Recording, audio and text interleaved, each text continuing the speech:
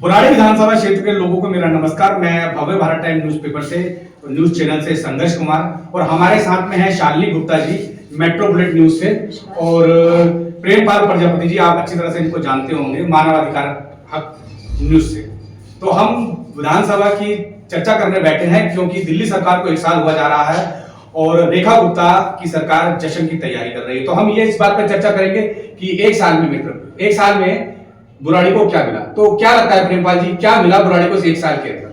मुझे लगता है कि बुराड़ी को कुछ नहीं मिला है और ना ही मुझे इस सरकार में मिलने की उम्मीद है, क्योंकि अभी राशन कार्ड एक दफ्तर था यहाँ, उसको भी फिलहाल बंद कर दिया गया था। कुछ विपक्षी दलों ने यहाँ प्रदर्शन किया तो वापसी को खोलने की चर्चा है कि खुला है अभी। तो अभी मुझे लगता है कि अभी कोई संभावना नहीं है कि दिल्ली सरकार में जो 1 साल हुई है अभी उन्होंने काम यहाँ से किया हो। तो क्या नाम है, शालिनी जी ये कह रहे हैं हमारे कि बुराड़ी को कुछ नहीं मिला, तो फिर रेखा गुप्ता जी मुख्यमंत्री किस बात का जश्न मनाने की तैयारी कर रही है? ये तो रेखा गुप्ता जी जाने कि वो किस बात का जश्न मनाने की तैयारी कर रही है, लेकिन बुराड़ी अपने आप को ठगा सा महसूस कर रही है क्योंकि यहाँ पे समस्याओं का अंत होने का नाम नहीं ले रहा है। सबसे बड़ी यहाँ की बुराड़ी की मेन रोड की समस्या, पानी की समस्या, जाम की समस्या जो निरंतर दिन पे दिन बढ़ती जा रही है। एक जगह काम खत्म नहीं होता है, दूसरी जगह काम शुरू हो जाता है। पूरी तरह सड़कों का बुरा हाल है। दूसरी विपक्ष पार्टी प्रदर्शन करती है, कभी पुतला दहन किया, कभी कुछ किया, लेकिन कोई इसका फायदा नहीं है।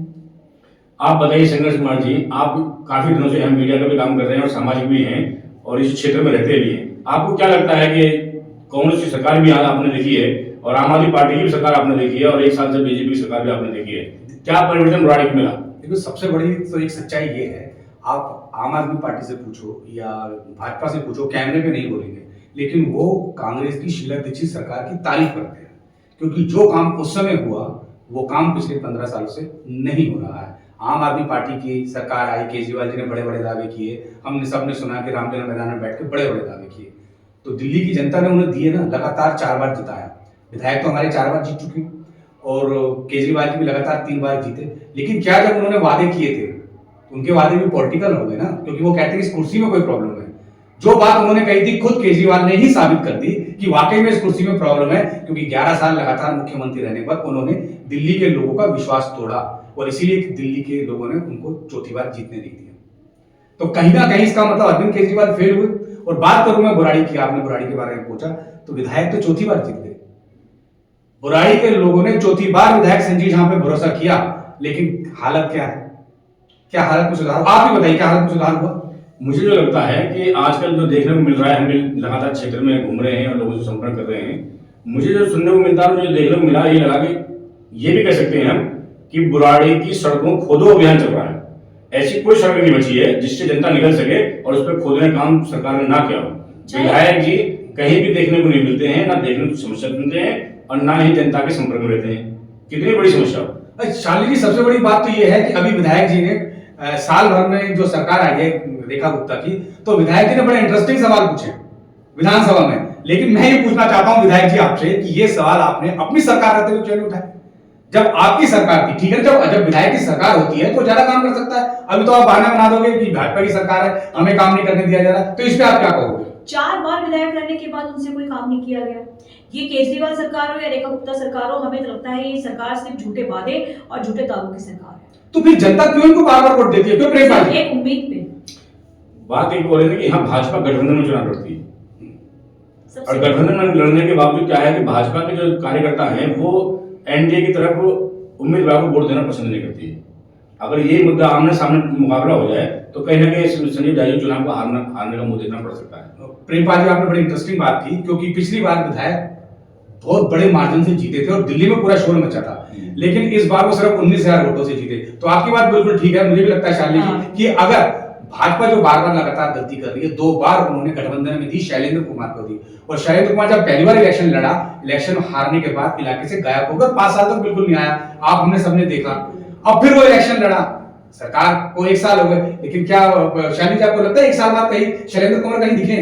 नहीं, अभी उन्होंने एक मीटिंग करी है कि निगम के चुनावों के लिए वो कह रहे हैं कि 5 सीटों पे हमारी पार्टी चुनाव लड़ सकती है। एनडीए जो ये की अपनी पार्टी है, ये चुनाव लड़ सकती है। अब ये तो आगे देखा जाएगा कि 5 सीटों पे इनको मिलते हैं बुराड़ी से या नहीं मिलती है, जो टिकट मिलती है नहीं मिलती। तो प्रेमपाल जी, मतलब है कि विधानसभा और 1 साल के बाद इनको अब देखने को मिला है, वरना शैलेंद्र कुमार जब से चुनाव हारे हैं तब से बिल्कुल चर्चा में नहीं थे। कहाँ गायब हुए ये हमें भी नहीं पता। हम पत्रकार लोग हैं, मार्केट में रहते हैं, लेकिन हमें नहीं पता कि वो कहाँ गायब हुए। तो ये कैसी कैसी राजनीति है? राजनीति क्या है कि लोगों को जो विपक्ष के जो लोग हैं वो जो मुद्दा उठाते हैं कि सांसद मनोज तिवारी जी और संजीव झा जी, ये दोनों की मिली भगत है। सांसद जी को 12 साल होने जा रहे हैं बिल्कुल, और उन्होंने भी एक 12 रुपये का काम मुझे नहीं लगता कि बुराड़ी में किया हो। काम करने के बाद छोड़ दिए, जितनी भी समस्याएं क्षेत्र में जनता को झेलनी पड़ रही है उस पर ना वो कार्रवाई करने को तैयार हैं और ना वो जांच कराने को तैयार हैं। चाहे पुस्ता का मामला हो, चाहे 25 फुटा का मामला हो, चाहे संतनगर का 100 फुटा रोड का मामला हो, कोई जगह ऐसी नहीं है जहां से आदमी निकल सके। लेकिन सांसद जी को भी जानकारी होने के बावजूद भी ना वो कार्रवाई करवाते हैं, सरकार उनकी है, और ना खुद एक्शन लेने के तैयार रहते हैं। जनता कुछ भी करे, मजबूर रहे, कहीं भी जाए कहीं भी आए, उनसे कोई फर्क नहीं पड़ता। अब मनोज तिवारी जी का तो प्रेमपाल जी ऐसा है कि पिछले 12 साल से कह रहे हैं कि केंद्रीय विद्यालय बनेगा, लेकिन केंद्रीय विद्यालय तो अभी कागजों में नहीं आता है और बार बार दावा कर रहे हैं। आखिर पब्लिक इन्हें कितनी बार जिताए चुनाव में कि ये उनकी डिमांड को पूरी कर सके? केंद्रीय विद्यालय आज तक नहीं बना। मुझे लगता है बुराड़ी विधानसभा क्षेत्र से ऐसे कई, मेरे ख्याल से मेरा मोटा मोटा अंदाजा 2 से 3 हजार बच्चे हैं जो केंद्रीय विद्यालयों में पढ़ते हैं और बुराड़ी से बाहर के स्कूल में जाते हैं। शालीमार बाग, प्रीतमपुरा, अशोक विहार, रोहिणी, उनको जाना पड़ता। अब बड़ा सवाल ये भी उठता है शाली जी कि सरकार आपकी सेंटर में 12 साल से, आप 12 साल से सांसद, फिर भी एक केंद्रीय विद्यालय इस इलाके को नहीं दे पा रहे, जो क्या वजह हो सकती है इसकी?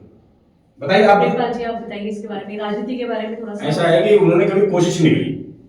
अगर वो कोशिश कर लेते तो कहीं ना कहीं केंद्रीय विद्यालय की फाइल चलती, कहीं ना कहीं उसको अप्रूवल मिलती।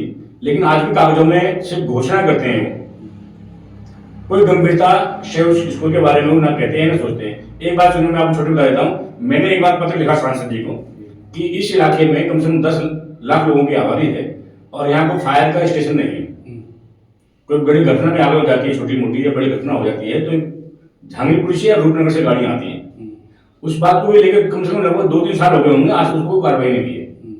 अच्छा, जबकि फायर स्टेशन यहाँ होना चाहिए, बिल्कुल होना चाहिए, लेकिन उन्होंने कोई कार्रवाई नहीं की। मैंने सांसद को चिट्ठी लिखी उस पर, कोई जवाब नहीं आया। कोई जवाब नहीं आया। अच्छा, बड़ी बात तो ये है ना कि मेट्रो को बने हुए 1 साल पूरा हो गया है, कितना ट्रायल करेंगे? और बुराड़ी की अगर मेट्रो चालू होती है तो यहाँ बुराड़ी के 12 लाख लोगों को इससे कितना फायदा मिलेगा, क्योंकि ये मेट्रो पूरी दिल्ली से जुड़ी हुई है।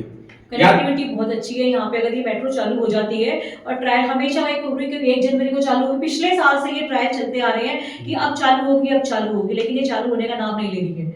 मैं एक बात बता देता हूँ आपको, हो सकता है अलग अलग तरीके की सब बातें होती है, कहीं ना कहीं चुनाव में नजदीक आएंगे तो मेट्रो भी शुरू हो जाएगी, फिर केंद्रीय विद्यालय जैसी बड़ी बड़ी घोषणाएं होंगी। तो निगम का चुनाव है तो 2 साल बाद तो क्या बुराड़ी की जनता को 2 साल बाद क्या करना पड़ेगा? हो सकता है बीजेपी वही वाली 100 बात है ना, रोड पे जो शिवा का काम चल रहा है, 4 साल से लोग समस्या से जूझ रहे हैं, इसका कोई समाधान नहीं है। दिल्ली में मेट्रो बनी, जैसे आपने पिछली कहा कि शीला सरकार को आज भी लोग याद करते हैं। अगर उस बात को पीछे हम देखते हैं तो दिल्ली में मेट्रो को जाल बिछा, किसी भी एक व्यक्ति को परेशानी का सामना नहीं करना पड़ा। एक महत्वपूर्ण सवाल मेरा एक और है आपसे, क्योंकि आप राजनीति में ज्यादा दखल रखते हैं अपना।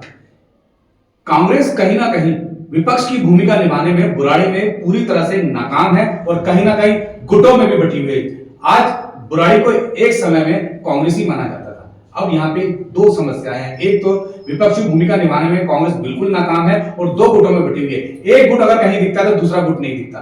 क्या इससे कांग्रेस कभी उठ पाएगी बुराड़ी में, कभी कामयाब होगी? गुटबाजी का सामना कांग्रेस को करना पड़ रहा है, इसमें कोई दोहराई नहीं। मगर इसके लिए जो बड़े नेता हैं, प्रदेश लेवल के, राष्ट्रीय नेता के लेवल के हैं, उनको कहना कि संज्ञान लेना चाहिए कि गुटबाजी के कारण ही कांग्रेस पार्टी पहले भी हारी है, और अगर इस तरह रहेंगे तो आगे भी हार का मुंह देखना पड़ सकता है। कहीं ना कहीं संगठन को लेकर के जो आज कांग्रेस पार्टी मजबूती उठी है, कई मुद्दे उठाए हैं कांग्रेस ने भी यहाँ, तो उसमें काम भी हुआ है। मंगेश की चुनाव लड़े उससे पहले 100 फुटा रोड पर उन्होंने अपनी तरफ से खर्चा करके जो है सड़कों में भराव कराया, गड्ढों कराया। राशन दफ्तर गया था, मैंने पहले बताया आपको, उसके लिए प्रदर्शन किया। आज 100 फुटा रोड की समस्या को लेकर उन्होंने फिर पुतले दहन किए।